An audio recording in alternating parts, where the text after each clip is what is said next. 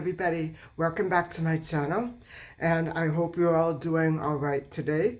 And so don't get scared, this is day 3 here. So I'm amazed it's actually this uniform and not all over the place on my scalp, but I hope that I can continue with some content on the Madeleine McCann case.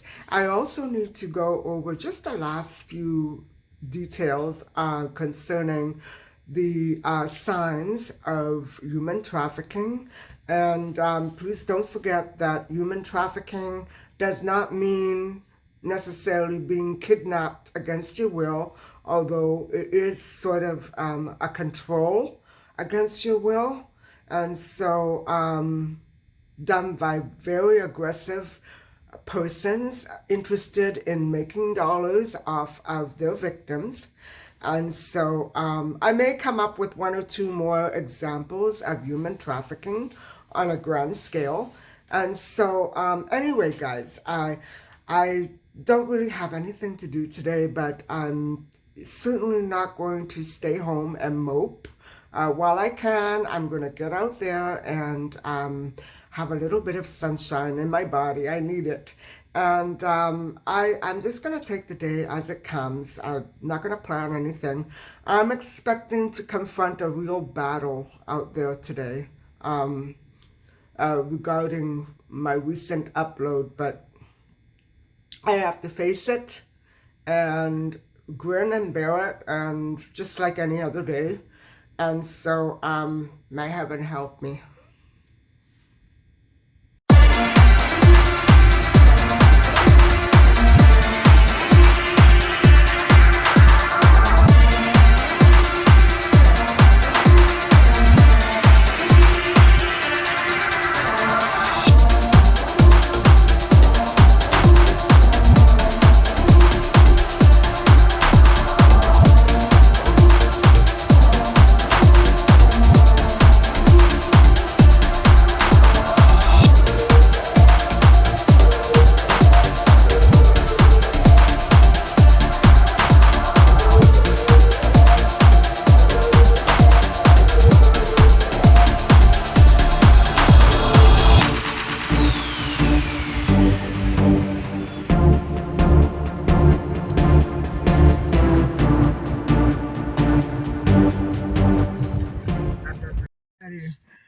Oh my God, there are no words to describe how cold and windy it is today.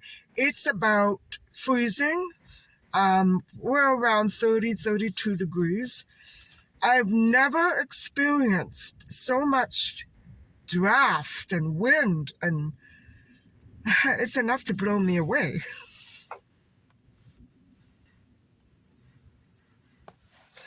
And guys, so I thought I would continue with a little bit more of our discussion on some of the physical signs of human trafficking. And I would start here with the very worst of these symptoms or signs of physical abuse and trafficking. And those would be severe bruising, black eyes, possibly injection marks all over the body, cuts, welts, bumps, and I have to add here that many abusive people go for the head, because the head is the one spot on your body where wounds and bruises and marks and bumps are least visible. And so that's why when you have cases of amnesia, you always have to suspect that the person was badly abused and beaten about the head. Even though maybe x-rays will show something, it's very hard to often detect. I'm not saying in all cases. Often it's very, very difficult, if not impossible, to detect on a human body or a human skull, especially above the forehead. You know what I'm saying? And so it's very difficult for these trafficking victims to get away from their captors sometimes. And I'm talking about the worst, severest degree of abuse and emotional turmoil that you can imagine, most likely in violent kidnappings and abductions. So, you know, I don't know what missing children fall into this category, but I certainly hope it wasn't Maddie McCann or other children that we've been talking about. So all right, those were, I started with the worst, and later on we'll continue with some other signals or symptoms of severe traumatic abuse on the body. And so, guys, I basically, I was hoping that I would be able to go and get some fresh air today, but it's way, way too, it's not a good day to be outside. Even though it's beautiful, it's not a good day. So, I'm pretty much done for the day. I think I'm gonna head on home and, maybe, I don't know. I feel like cooking, but I still have soup left over from my shopping and cooking expedition last night. So I don't know what I'm gonna do for dinner tonight. Maybe I'll just make something else. I still have leftovers. I don't know. Anyway, I will see you later. I hope everybody is having a great day, and stay tuned for a little chat on the second part of our discussion on the McCann case, the story of a little girl who went missing with her while vacationing with her family in Portugal, 2007. And to this day, she has not been found. She was presumed dead in June of 2020.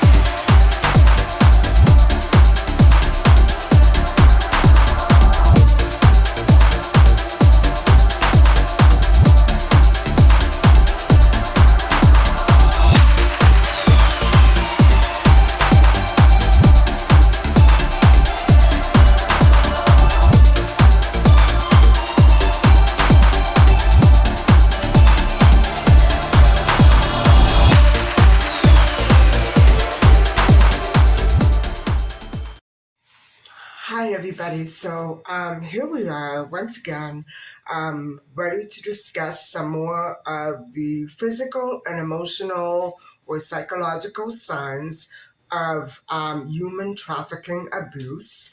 And first of all, I just wanted to say before I started that it was a very nice day.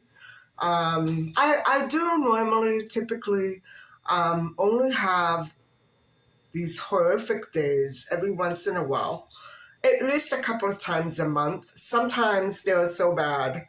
But today everything went very nicely.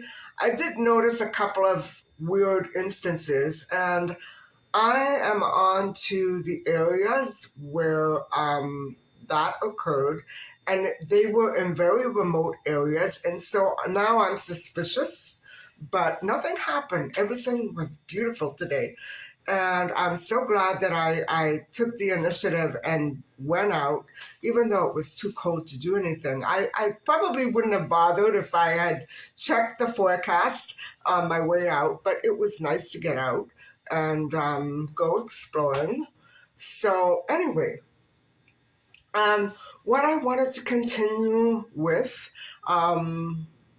basically, let's just look at some of the headlines that you see that are popping up. And, I have to commend all the investigations and all the dedicated detectives and police who do work almost around the clock to put these criminals away for good. However,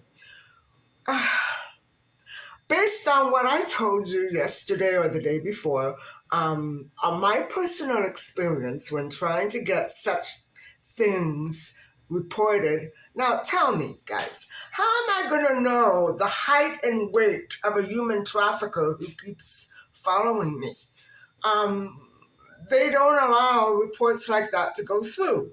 Well, therefore, when police scurry and after years of not being able to make any success or progression with their cases, and I wonder why.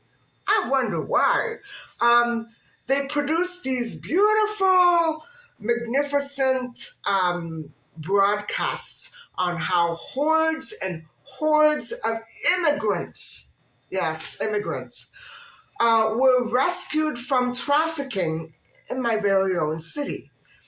So it would seem that they really are very sympathetic to the victims. Really? All of them? I hope so. Because somehow I have to question the validity or dignity of any news story that focuses on stereotyping. And what I mean by this is the rescue of large herds of people. Immigrants.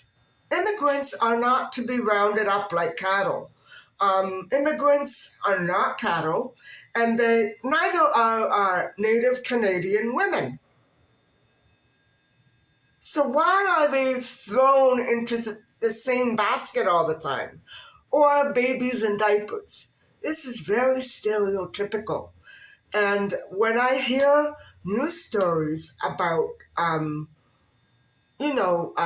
groomers who take on young boys and girls, okay, that's pretty common and we have to stop that. But that's not exactly typical of all the cases. I would say that labor trafficking, well, okay, that's labor trafficking too, but it's a little different. It's a scam. It's the scam, guys. Usually it's attached to a job or gullible job hunters that will read that story and maybe not understand the language very much or not understand customs and laws. And so they are going to be sucked into this criminal scheme cooked up by these criminal human traffickers. So I would respect a news story and a police station much more if they advocated for the appropriate channels of reporting, number one. Don't just, I'm not saying that it's false reporting, but it's, I don't know what the word to use is. Maybe a deceptive reporting, or I don't know. I'm trying to find a word and I can't come up with it, but it's like a cover-up story. And it really, these issues with immigrants and juveniles are not really They're there because they want to be entertaining. Let's put it that way. Most human trafficking stories are very horrible and boring and depressing. And that's why it doesn't get reported. They don't get reported so much. And so that's something that I think really needs to change, because people are so stuck on the idea that the only types of human trafficking rings are the ones that snatch young girls and kids in diapers. It's not so, guys. I mean, yes, it is. A majority of them are young. I've already gone over that yesterday. But we need to be more realistic about what scams are going on in the city. And if certain police departments continue to berate and exclude the voices of all females or all victims or all children, I mean, can you imagine telling a child who is being human trafficked by their parent, you have to get your parent to sign this, or you can't file a report? Guys, are we in the Middle Ages? Yeah, we are. Because that's what used to happen back then. It shouldn't be happening now. So I guess we have to weed out all across the board, all the people who are actually covering up or aiding and abetting, for lack of a better term. When you refuse a report or refuse to investigate a public health issue, that's basically, you know, public health has a lot to do with it too. If these kinds of scams are going on and getting reported and not being addressed, that's public health and safety. So, guys, that's really, I'm trying to be as calm as I can now today. I don't want to go through all that hysterical screaming that I did the other night, but this is the way it needs to be said. People who are trafficked don't have a voice. Now, let's take that, how many was it? 64, 65 Mexican immigrants rescued. Well, when you rescue somebody, you give them a voice. You don't blare the headline all over the city for them. You let them speak in their own language, in their own cultural papers.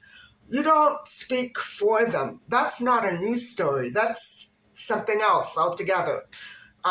Newspapers and news people don't do that. They don't do that. At least not good ones. Okay, so they got some attention. But still, the idea was that only a big, massive, large group or herd of elephants or cattle are newsworthy and not one person. That's my point here, guys. So that is really, we have to focus much more on the individual voice and the reality of the BS that goes on in scams like job ads. Job ads are bad. And children read them and they answer them because they want money. So that's what I'm saying here, guys. And then we'll go on for some more signs and symptoms. I'm not the parent of your children. You all are.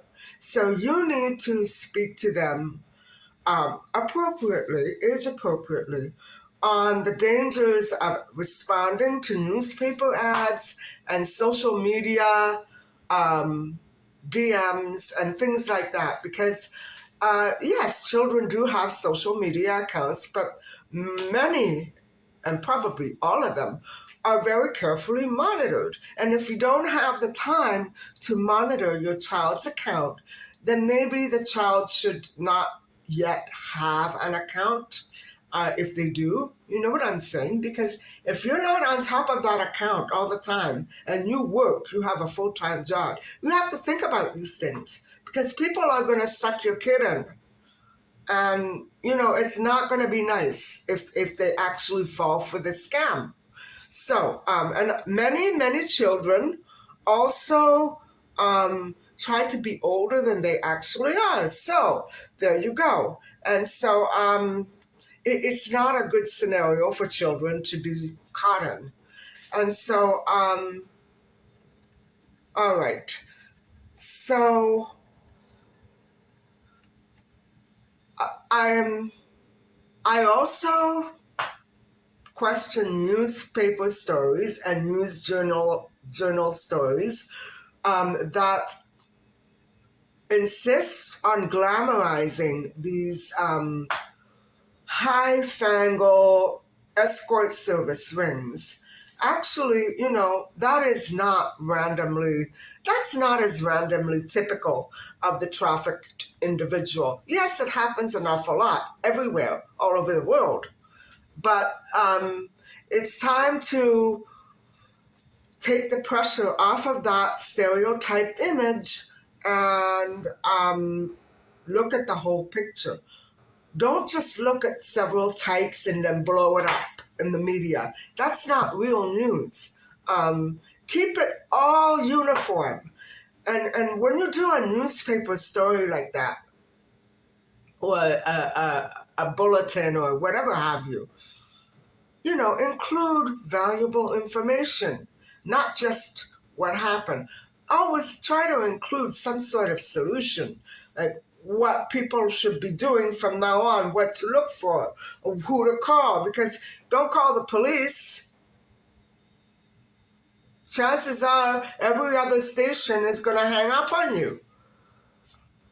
You have to have the appropriate phone numbers for reporting suspicious behavior. And yes, there are laws here that do specify that Canadians have the right to report anonymously. And so what I'm saying is police stations and websites that do not honor that right, and it's a right, not a privilege, they need to get real. They need to get real because some people are not in a position, especially if they're reporting themselves, they can't do it safely. So to keep resisting those reports, don't do that. Don't do that.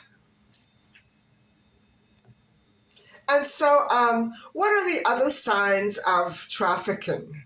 Well, there are some behaviors that go with human trafficking. The victims will display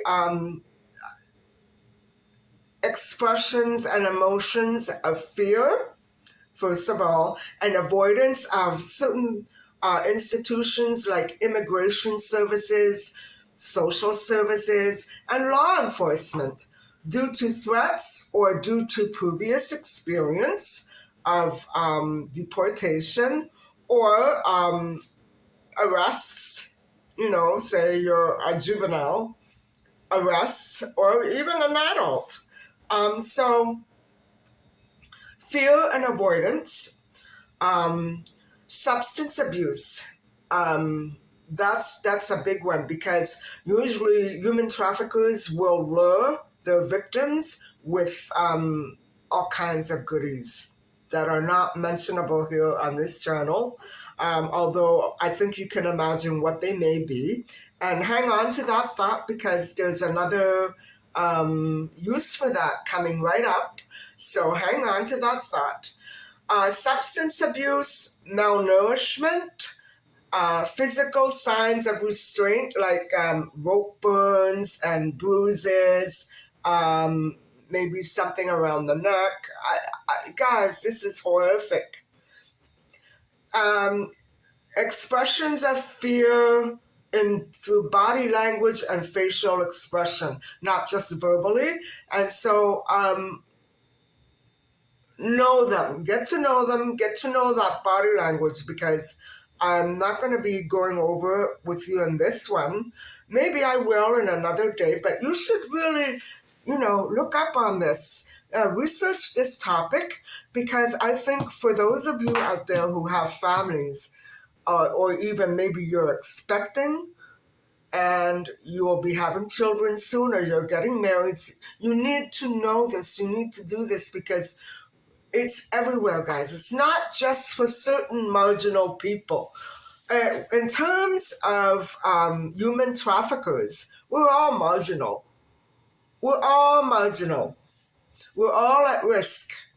And I'll be explaining some more human trafficking on a grand scale in just a little bit. So hold on. So submission and fear, body language, and anxious to comply and please, fear, being timid, and things like that. Being very meek and soft spoken, although many people are just like that by nature. But so you need to know the body language. And so then there comes maybe the clothing, extravagant, um, broken and dirty, awkward or off season. Look for that. Ill-fitting clothing, because that would mean that they're not the clothes that belong to that person. You know what I'm saying? That person doesn't have their items with them. So things like that, that's really telling. Lack of possessions like a purse or, identity documents, things like that. Denial of medical services, like my mother's doctor and that horrific story that I told you a couple of weeks ago, when my mother was diagnosed fatally with a fatal illness, and her doctor refused to respond to her. And so, and even me, last spring, when a doctor refused to write me a prescription for my bacterial infection in my mouth and in my stomach, and then he rethought it and called me back. That's human trafficking. Guys, I'm not making it up. And doctors are really, really famous for that. Some of them, even the good doctors can be very arrogant and condescending, and some of them belong to these big cults that I don't want to mention. So there's a lot of that going on in medicine. So be careful and don't stick with anybody that, is behaving weirdly like a doctor. A doctor should always be ready. Okay, maybe overbooked. Okay, but not to turn the patient down for a year. They should be reported and lose their license. Something's wrong there. And so another sign is also me being persistently watched by others, either through hidden surveillance, which I know which walls in here the last management knocked down and put in. And so I don't do anything in those corners, but still, or being followed and reported constantly by other people. And it could always be maybe the same people or different people all the time. No difference. What's your point? There's no difference. And so, guys, what I'm trying to say also here is that the stalker cannot be a friend. The stalker cannot be a romantic partner. The stalker is a human trafficker. Whether they were your friend or a romantic partner, that's, besides the point. My ex, both of them, I was literally trafficked. I couldn't get out of his sight for once. Okay, the one, I don't want us to turn into a story time, but the one that kept coming to see me at work and it would stay all day and sit out there all night. Guys, I didn't see it. And my ex-husband, who he wouldn't even let me take a bath on my own. He had to be in there with me. Guys, there's something wrong. He wasn't my husband. He was my captor. I got fed up. Anyway, those are signs. Those are signs. I learned the hard way. Trust me. Okay. So what are the stages of human trafficking? How does it go? All right, there are essentially 3 stages. And so the first stage is the friendly stage. Like, say you join a cult, which involves a lot of recruiting, a lot of brainwashing, a lot of lies, and a lot of promises. So a cult is just an example. This trafficker may be promising you a weekend away at a cabin or a party away in another city. Don't fall for it, guys. Be very, very careful. If it's somebody you've known for years, okay, that's a different matter, but don't fall for it, guys. Don't respond to ads in papers that sound like a scam, because most likely they're too good to be true. Okay, that's the first.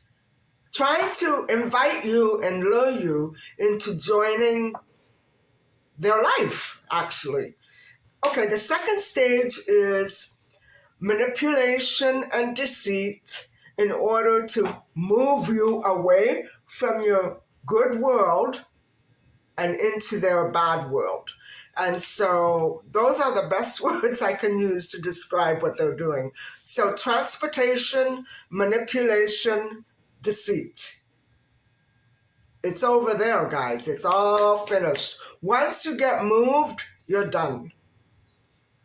And so the third stage is too late. If you've hit the third stage, it's going to be very hard for anybody that you may know or you yourself to get out.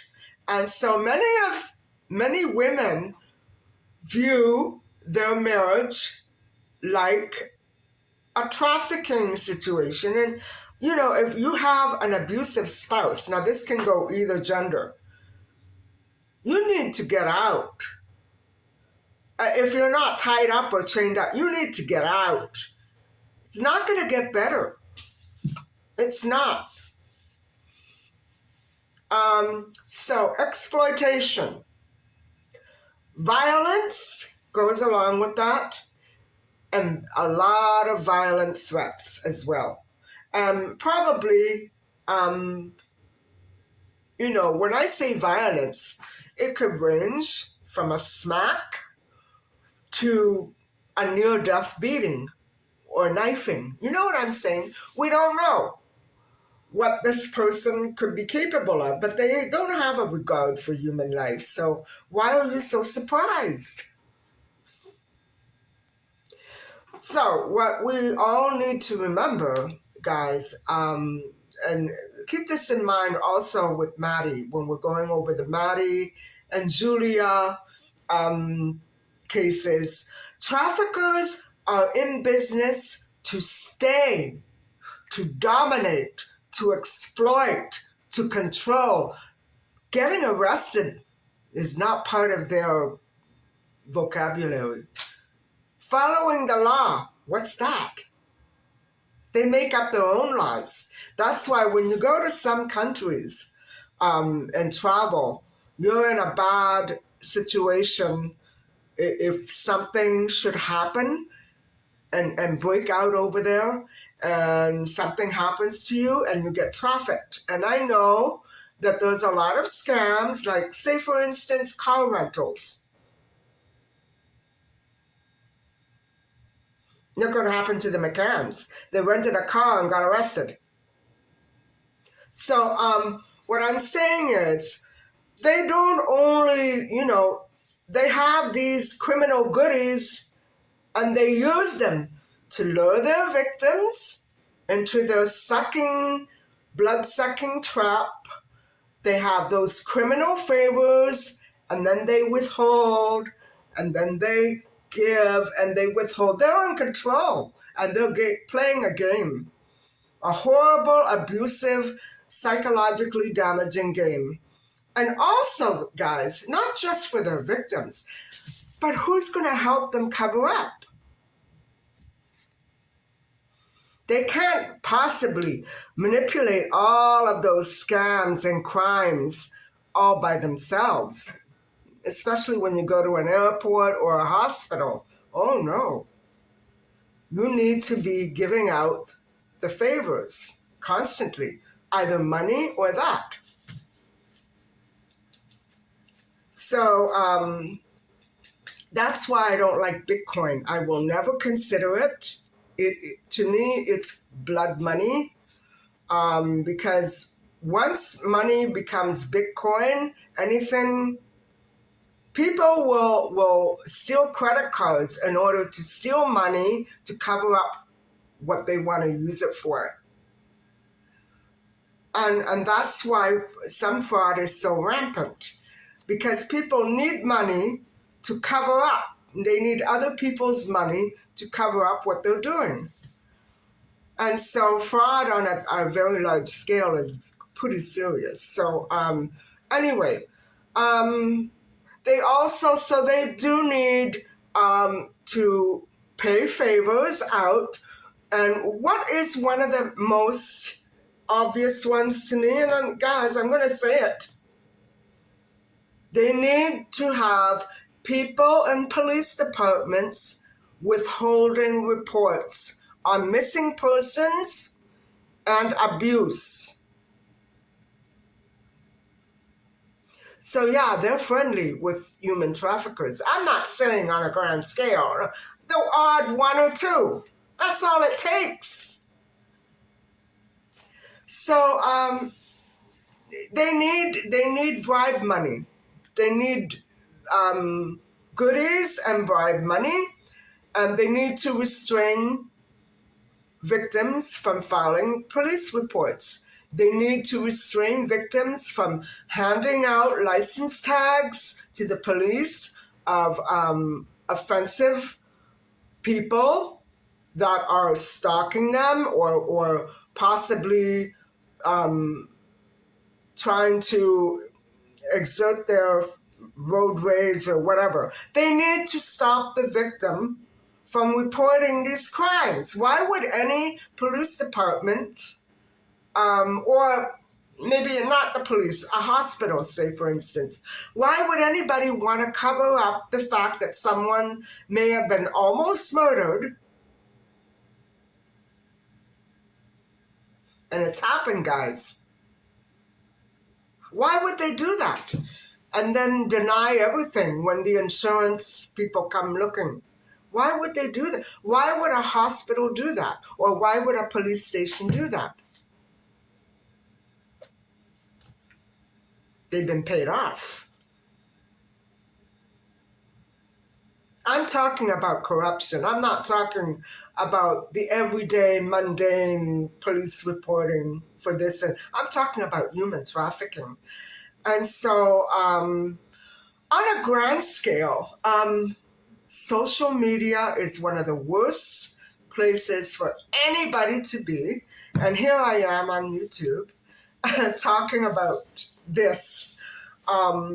It's a haven for human traffickers where they manipulate. Remember when I was telling you my account keeps getting hacked?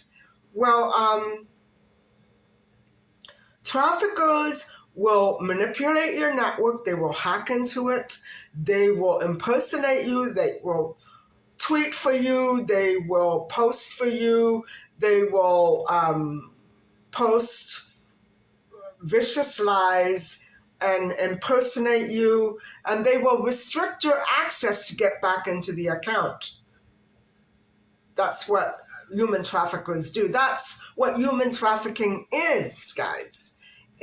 Remember Trump and all the conservative or Republican supporters he had? Well, they were all censored by Twitter. And remember Julia with Instagram? Same thing. That's human trafficking. They accused her of spreading lies. They accused Trump of spreading lies. Nobody knows what's going on. They did the same thing with the McCanns. Did you see all those stories that was so disapproving of the McCann? They didn't. Okay, the McCanns did leave the twins and Maddie.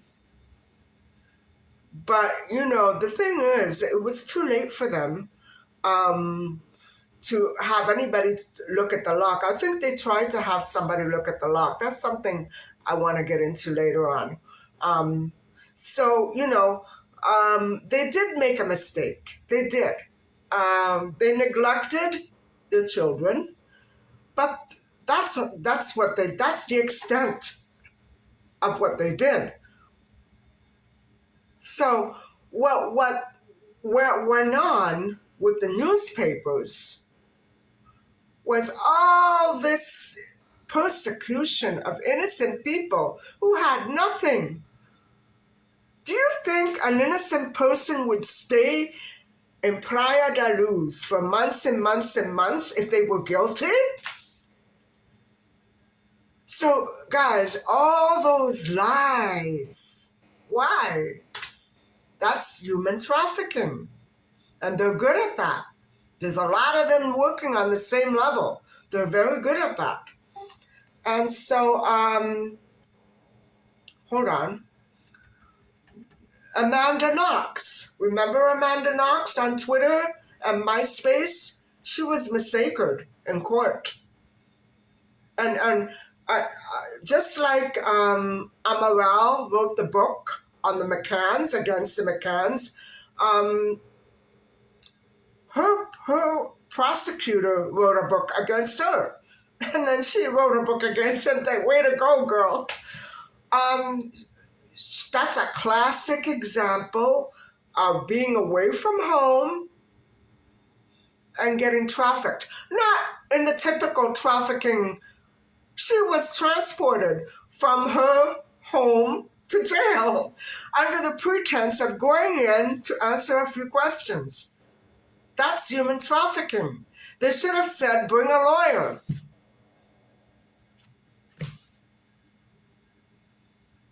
But no, they wouldn't have dared say that. You know what I mean? Same thing happened to Raffaele. He got sucked totally in. And they had each other lying. They had each other believing that each of them lied. They destroyed the relationship, guys. They had a nice friendship going. I feel bad for that. But anyway, so it happens on social media. This is all human trafficking. Guys, I'm not making this up. So I'm saying, if I had children, I mean, mind you, I used to be on social media not until I was in my middle ages. And that wouldn't be because social media didn't exist. It did. But all of my accounts would get immediately hacked. I could never keep one. That was one big reason. Another reason was because I had all these criminals constantly creating profiles, like on Twitter, using my name, my full name. That's identity theft. So that's what a human trafficker will do. And essentially that's why I came to social media, to stop them from doing that. So, social media is a big, tricky thing, and it's not to be played with.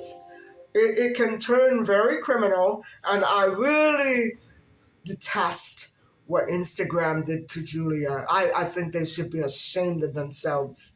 I don't know what else Julia had posted there. She may have had some lewd pictures. I mean, what young girl doesn't? I'm not there to judge her, but There are many lewd pictures on Instagram, so why, if that were the case, I don't see why they would pick on Julia.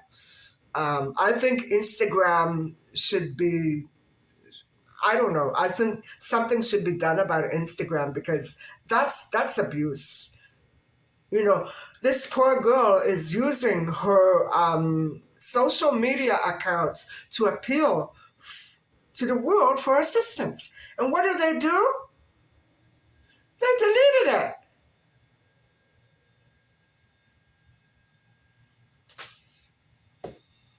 Now you tell me who the human traffickers are in that situation.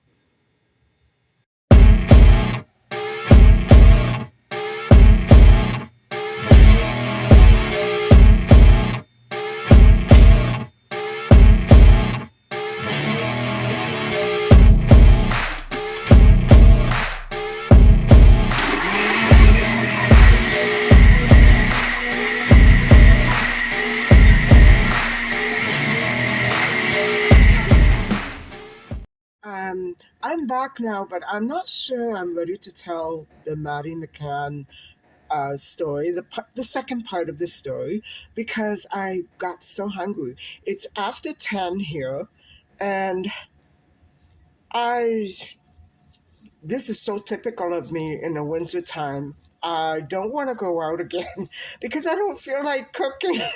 But I think I'm going to pull something out of the freezer. I don't know what, but I am pretty hungry. So I think I'm just going to make something and maybe show you a finished result.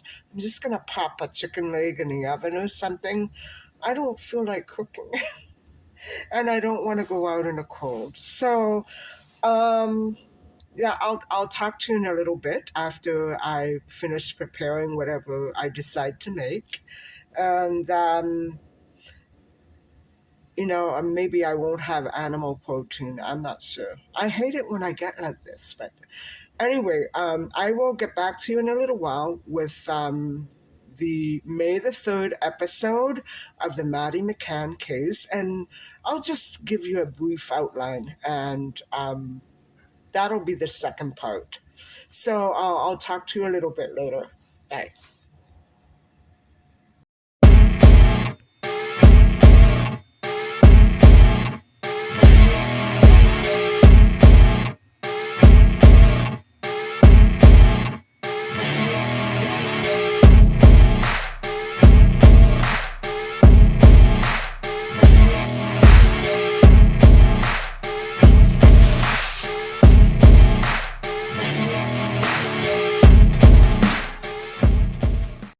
Hi guys, I'm back. All this late night cooking is getting weird. But unfortunately, I had dinner. I guess it was lunch because that soup was just not filling enough. And so I'm hungry. Normally, if it weren't so cold out, I would have gone to get something like a takeout salad somewhere or a soup, but I don't want to get cold, so I think this is going to be fine. I have to be careful because this is how I was eating on a nightly basis. Not weekly or monthly, but nightly, and I took sick. So I need to slow down and make sure that I have animal protein once in a while, but not too much. So, where were we? Now, guys, let's get started with this second part to the Maddie McCann review. And I want to remind you that the McCanns did always keep the front sliding door locked at all times. And because I've watched so many things on YouTube, I had the impression that it had an actual, normal wooden front door. No, it was a sliding door, much like this one right here. And so the McCanns had two of them. Now they kept the back one that faced the beach and the Tapas restaurant open but covered. That was the only way they could gain entry because it was only lockable from the inside. Um, I'm not going to comment on that. So, also, I remember Kate saying in her book, and I shouldn't have brought it up now, but she had had the repairmen in to fix the shutters. So I think there may have been something in that, but I'm not sure. I don't know. It may be that somebody was watching while the men were fixing and they got ideas. I don't know what happened. So anyway, remember that. So they kept the front door completely closed. So I'm thinking that most likely they went in the back way. And my guessing the other day that they went in one way and out the other was probably wrong. Not unless they came in and opened the front door and went out that way and somebody else. There had to have been two people, guys. So with two people, it could have been possible. With one person, the way that I see it, it would not have been possible. So the real question is, which way did Maddie go? Was it out the back or out the front? Because obviously if it was out the front, there were two people. So you're following my line of logic, right? I know it's kind of confusing, but that's, it's been so long since I reviewed this case. I remember reviewing it on Twitter. And so it's not as fresh in my memory as I want it to be. And so what I will do, hopefully for you, I'll be able to find some images and put together a little slideshow at the end or the beginning of this video, probably at the end, and so that you can follow along what I'm saying between last night and tonight's upload. So anyway, so the group was dining at the restaurant. However, on the morning of May the 3rd, this is very strange.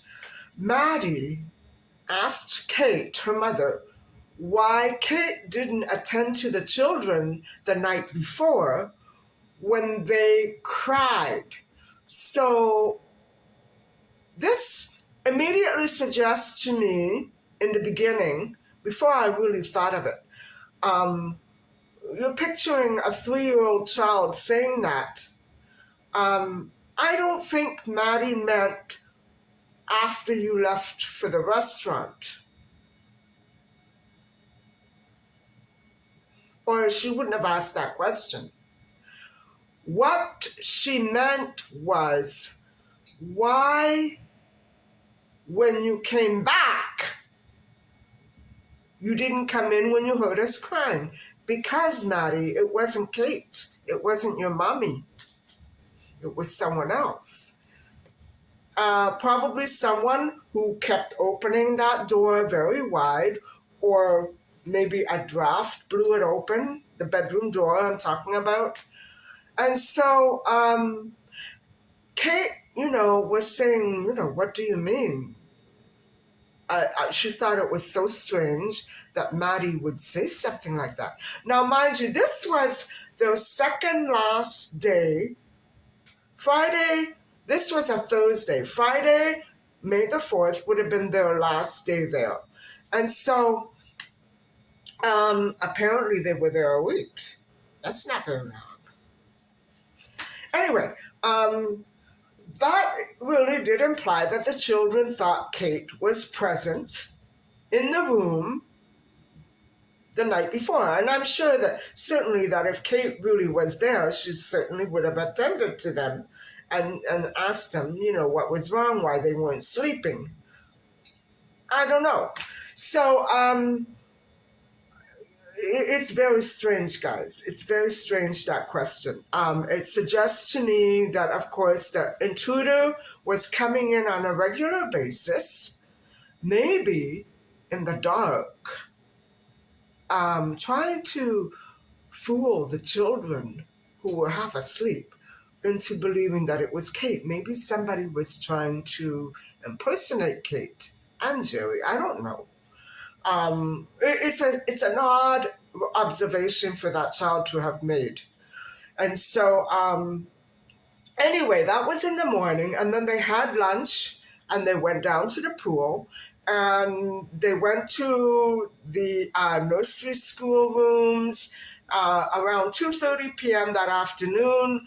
The children were by the pool with Jerry, and Kate took a picture. It was the alleged last picture that was taken of Maddie before she disappeared at 2:30 that afternoon by the pool. And so I'm going to try to scout down that photo. I'm sure it's online somewhere, and I'll let you have a look. And so the day goes by, they do their stuff. I believe they may have taken a ride. I'm not sure exactly what I'm not going to go over that part because people have suggested that Maddie went missing earlier in the day or on another day, and that Jerry and Kate hid her. I'm not even going there because I don't see how that could be possible. Too many people saw her. That really puts me in a funk, that observation. And how they could have had someone act as Maddie if Maddie was already gone. That opens another whole can of worms. I don't want to go there. I'm just going to give you the objective, verified facts. These are all verified facts. And so around 7 o'clock, I believe that the children were tucked into bed. I think what happened was they fed the children at tapas before they went back up to the apartment from the beach. And that's usually the way it went, I'm pretty sure. And so around 7 p.m., the children had had a bath already and were tucked into bed. By 8:30 p.m., the McCanns were leaving for dinner, and they were on their way to the tapas restaurant. Okay. All right. So guys, here's the scenario. Between 8:30 and 9, we know that everything was fine. The McCanns and the Oldfields and the Paynes were all laughing, and Jane and Russell O'Brien, Jane Tanner and Russell O'Brien were also there. So there were 4 couples present at that table. And so it was a nice little party. And Jane Tanner was not having Jerry go and check her child. She went to do her own checks. And so at 9 o'clock, maybe slightly after 9 p.m., Jerry went to do a check on Maddie and the twins. And when he got there, he found, first off, the bedroom door to the twins and Maddie's room had been left about that much open, a smidget, a crack open. I guess for Maddie.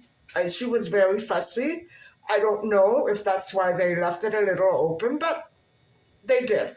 And when they came back, it stood wide open. So my theory about somebody waiting in there, I don't, of course anybody could have gotten in the back, through the back. But what I'm saying is that maybe they were there immediately after the McCanns left. I'm not sure. So it stood wide open when he did the check. And he did the check, and he saw very clearly, he walked right into the room, that the twins were there and asleep on their cots, and Maddie was right on her bed with her cuddle cat, and she was asleep. He actually saw them all asleep. And so, satisfied, I believe that he did close the door. Maybe he didn't. I haven't found that. He left and went back down. And at about 9:15, he was on the sidewalk between the apartment 5A and Tapas Restaurant. And so what he was doing there was speaking to another tourist and talking. They were friends. And they were talking, and I would say they were there for a few minutes. And what happened was, guys, around 9:15, while Jerry McCann had stopped to speak to this friend of his, it was an acquaintance. Um, Jane Tanner came his way towards them and continued on her way on to do her own check for her own child, who was a daughter. And so Jane Tanner would later tell the police that she, at that time, saw a man somewhere nearby, which it appeared that he was carrying a sleeping little girl in his arms, and she was wearing a pinkish colored, whitish colored pajama with some sort of t-shirt, light colored t-shirt. And she remembered thinking to herself that the child didn't have any socks or shoes on and was bare armed. She was thinking that the child must be cold because it's pretty chilly. And it was chilly in May, because that is when my mother and I went to Portugal in May. And it's kind of chilly there at night. It can be nice during the day, very warm, but at night it gets kind of breezy, especially depending on where we were, up in the mountains in Fatima. And so if you go back to my Fatima dream video way back when, you will hear me talking about this trip. But it is very cool there at night. So she was concerned for the child. And that's what made her remember.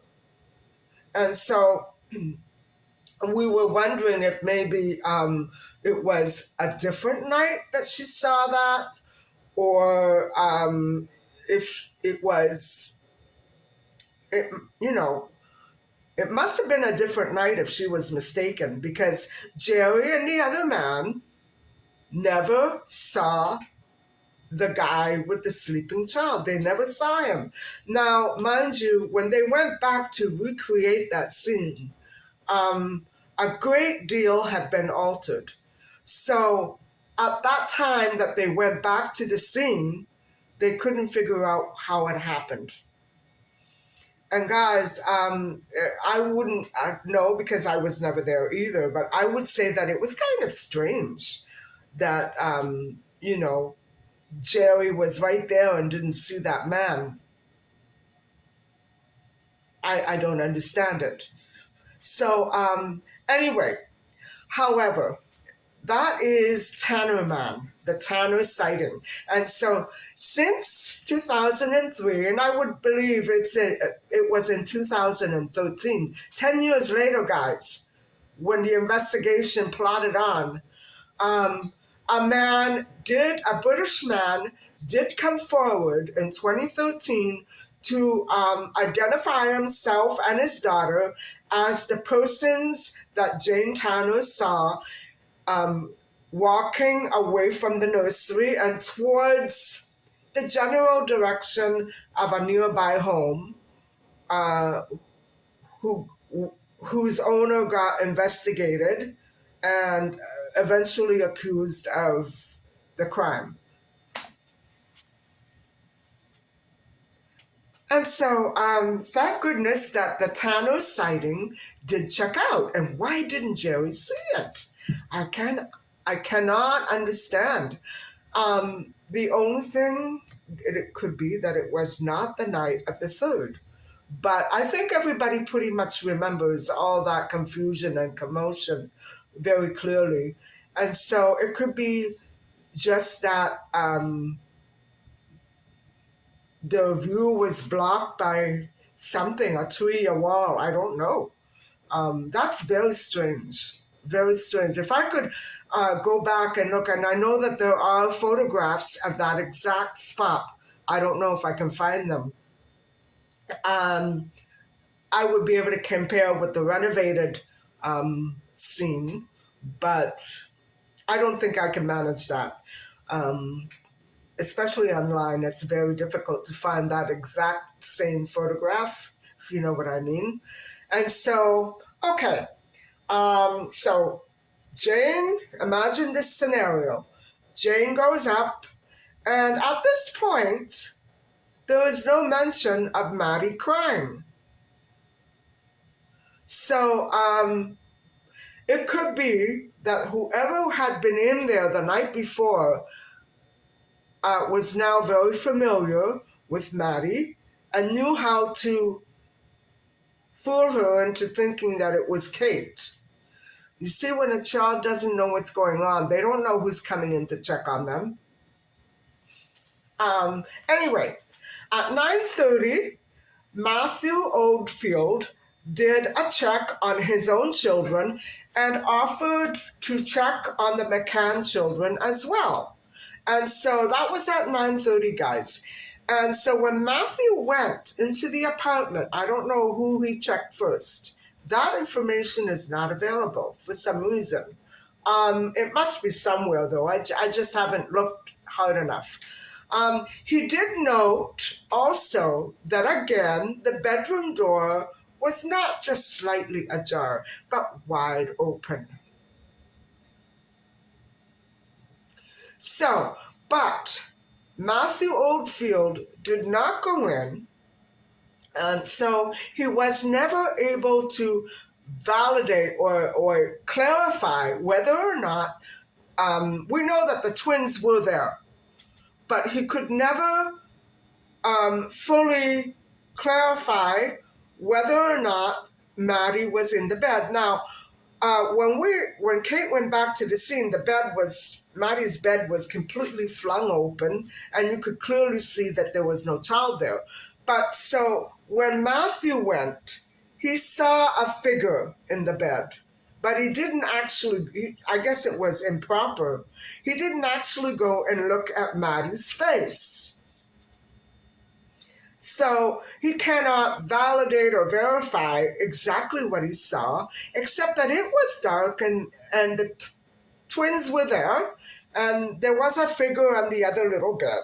And so he did not see at this point if the window shutters were open or shut.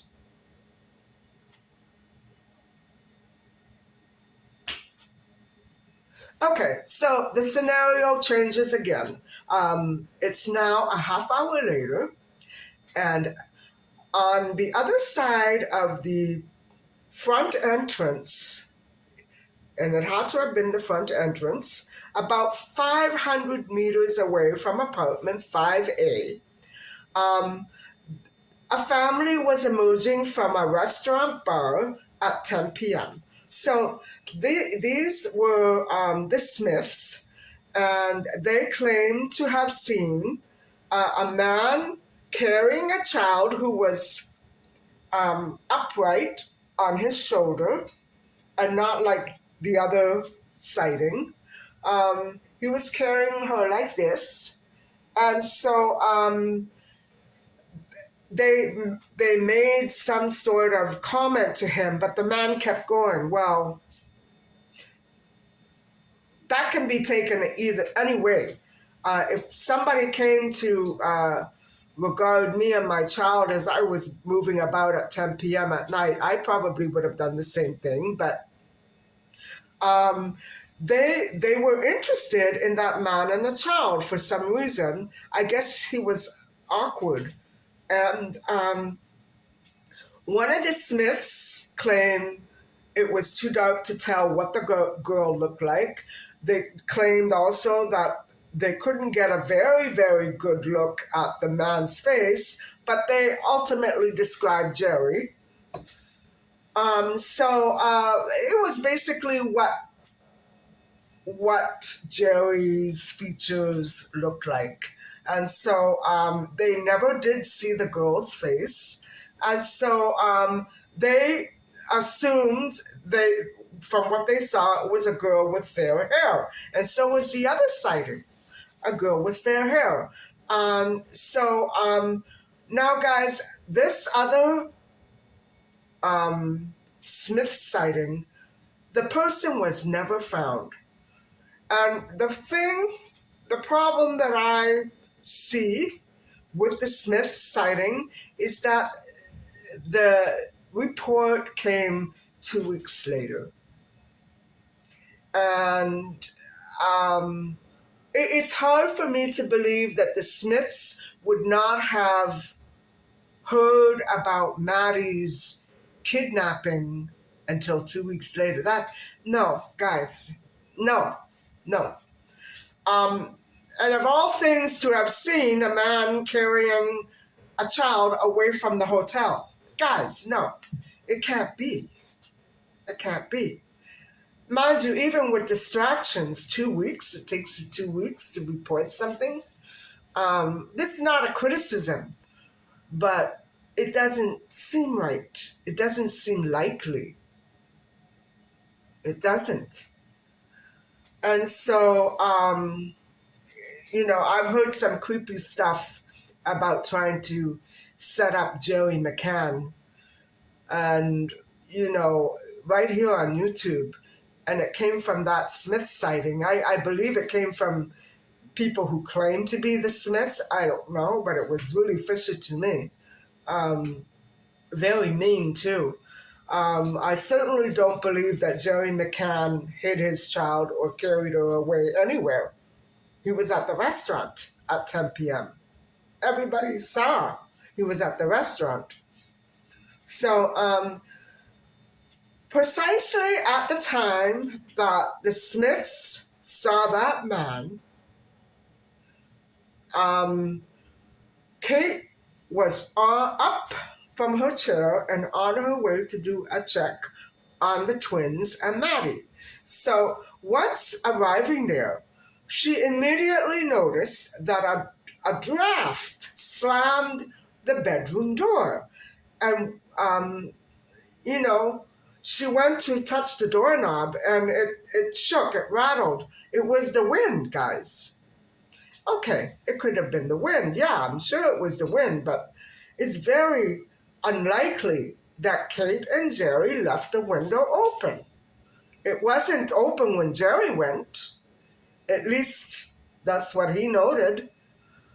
And it's unfortunate that Matthew Oldfield did not take note of the shutters, but why would he think to do that? In my perspective, I would imagine that if there was all that draft, he would have noticed.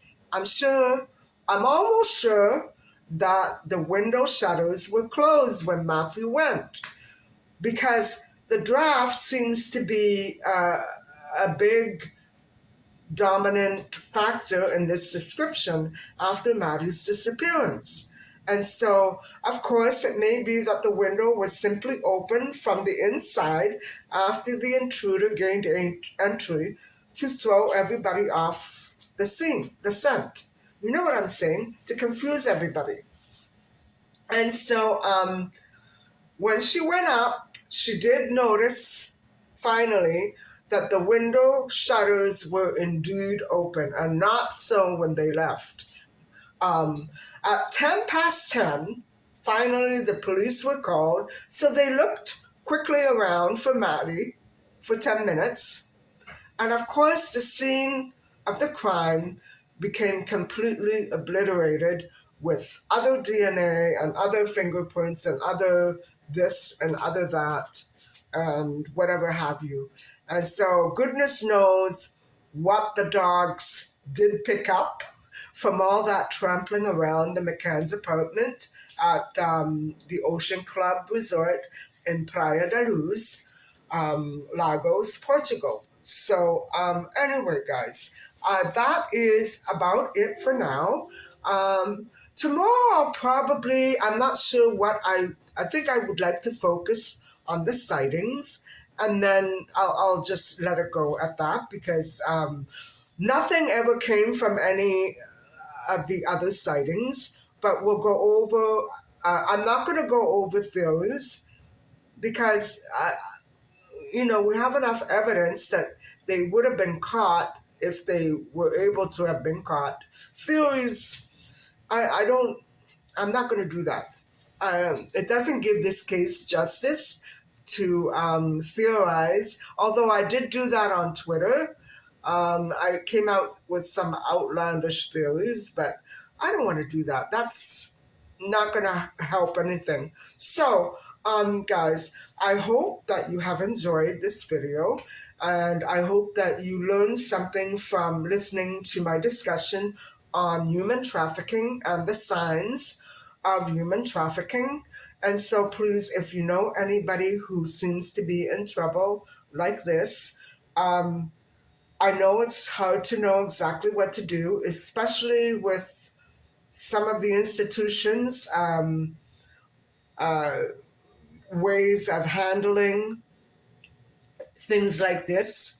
And I'm going to leave it at that. It depends on where you go to report it. You can report it anonymously, but if police don't let you, there's something wrong. So what I want to say is that there is an app called Stop, and I'm not sure if it's available everywhere, but I will certainly link it below if I can find it. I don't know if it's Google Play or if it's just for a smartphone or an iPhone. I don't know anything about it. So it's an app where you can report such suspicious sightings anonymously and safely, and nobody will threaten your life. You know what I mean? So anyway, guys, I will get to my dinner as soon as it's done. And thank you so much for watching and listening. And please don't forget to like and subscribe. Bye for now. Sorry, one last thing. I was going over the photographs, and I have to tell you that I made a mistake in claiming that the front and the back were both sliding doors. Like the front doors and the back doors were different. The front door was a wooden door, and the sliding doors in the back were the ones that were kept open. I don't know if it makes that much of a difference. The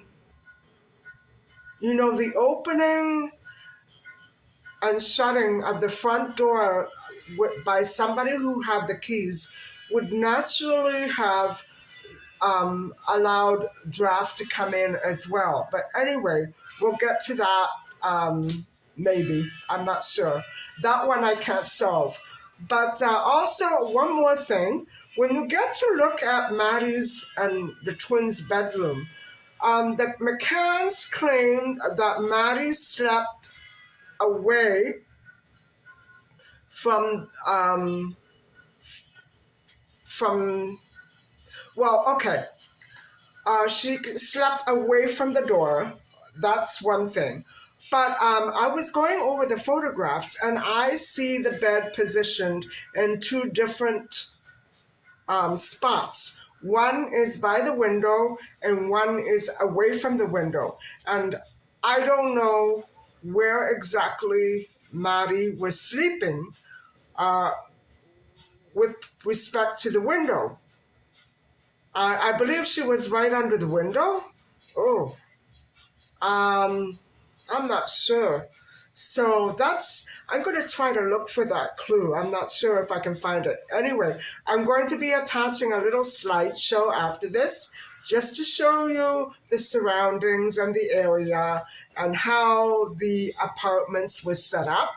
And so, anyway, I'm going to go grab my chicken.